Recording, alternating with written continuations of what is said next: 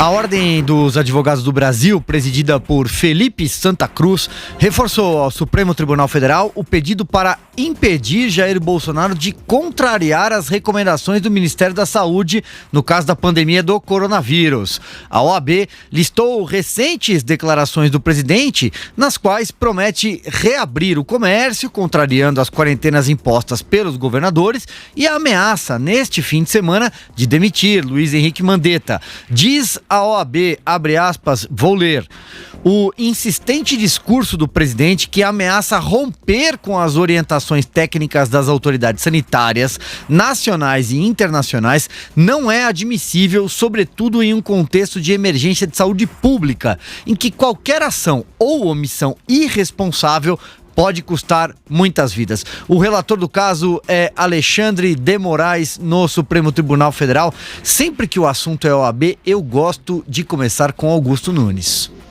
Olha, mais uma vez o Felipe Santa Cruz está se metendo onde não deve para esquecer os problemas que tem em casa. Nós temos, repito, advogados formados pelo PCC para atuar em liberdade, evidentemente, em favor da organização e para, nas horas vagas, aí, visitar os chefões do crime organizado e, se possível, levar à cúpula do PCC celulares que possam ser usados, né, nos presídios onde estão alguns, possam clandestinamente, claro. Em alguns é impossível a comunicação, né, os escolhidos pelo ministro Sérgio Moro, por sinal. Ou drogas, entrar no presídio com drogas e tal. Isso aí, sobre isso, a OAB não se manifesta. A OAB virou um partido político de quinta categoria porque não tem votos.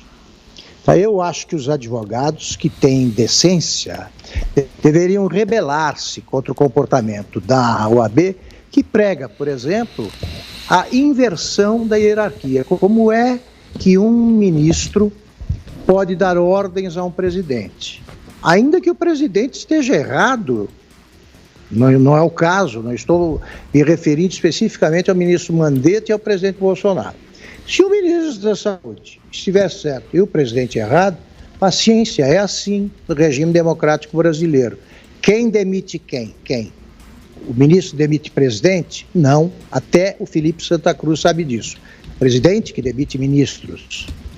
Quanto ao que ele chama de organizações internacionais, se ele está falando da Organização Mundial de Saúde, é outro partido político, é outro partido, uma organização inteiramente politicizada, dirigida por um etíope que morre de amores pela China, cumprimentou a China pelo bom desempenho que teve no combate à epidemia. Esse bom desempenho começou com a ocultação da existência da epidemia por parte dos dirigentes da China, né? Dos dirigentes do Partido Comunista Chinês, que é o partido único da China, dá ordens para 2 bilhões de chineses e não admite nenhuma contrariedade. Agora, o que ele quer? É mais um que torce pelo vírus. Ele está falando que não pode usar cloroquina antes que a OMS autorize. Não pode seguir, mas a própria OMS diz que cada país deve levar em conta as suas peculiaridades. Eu sugiro que a OAB seja, a partir de agora, ignorada pela gente, porque esse cara não tem o que fazer, né? Deve estar lá numa quarentena de rico, né? Entre um filme, uma série da Netflix e um noticiário qualquer aí, daqueles que aterrorizam a população, ele fica aí dando declarações desse tipo. O que significa o presidente da OAB hoje? Nada. Perfeito. Zé Maria Trindade, seu comentário. Olha, ô Silvio Augusto, a gente já se acostumou aí com essas declarações do presidente da Ordem dos Advogados do Brasil, que ele é presidente pro forma, porque ele foi eleito aí por organizações estaduais e não pelos advogados, não é uma eleição direta. Hoje ele não representa, ele não pode falar em nome dos advogados, né, de fato. Ele fala porque é presidente da OAB, fala em nome da OAB. Mas, veja bem, o que me assusta é ministros do Supremo Tribunal Federal descerem a detalhes assim até antes do julgamento.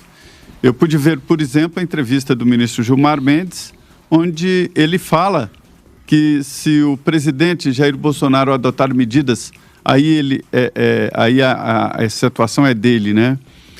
Não por decisões de estados e municípios, mas pela OMS, ou seja, colocando a OMS, o presidente da OMS, como presidente do Brasil, como o grande mandatário do Brasil. Quer dizer, a OMS dizer o que o Brasil deve ou não deve fazer é, no mínimo, muito estranho.